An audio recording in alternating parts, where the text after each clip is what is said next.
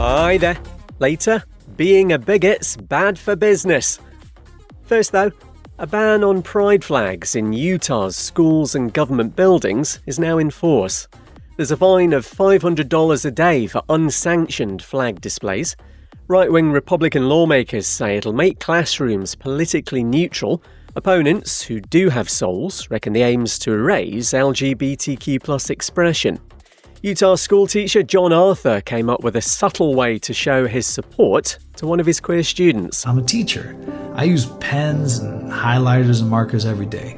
No one could give me a hard time for wearing a bunch of pens in my pocket. So I came to school the next day with a rainbowish assortment ready to go, and most people made nothing of it. But my boy knew. He looked at me and he knew I was flying a flag just for him. Yes, that background music is a bit much.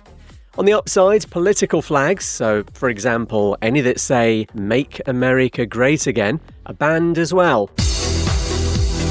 Scotland's former First Minister says there's a risk the lives of transgender people could be made almost unlivable. Nicola Sturgeon speaking after the UK Supreme Court ruling that gender's defined by biological sex.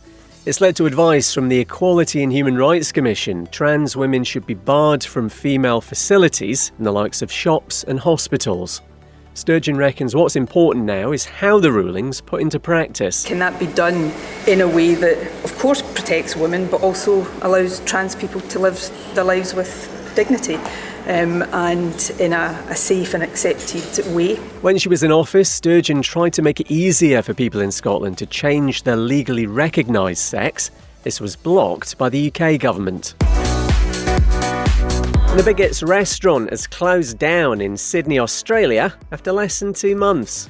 It's the second eatery run by Mark DaCosta that's flopped. Last time was 2020, when he said the gay community wasn't welcome and used a homophobic insult.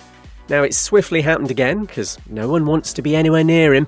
He's blaming snowflakes and an area where people can't figure out if they're male, female, dogs or cats. A comment on his Insta says, "Time to go back to driving Ubers." No time to tell you that. The US Supreme Court's allowing a transgender military ban for now, while a legal challenge plays out. And London Trans Plus Pride returns on July 26 with the theme Existence and Resistance. I'm Kev McGraw. See you tomorrow.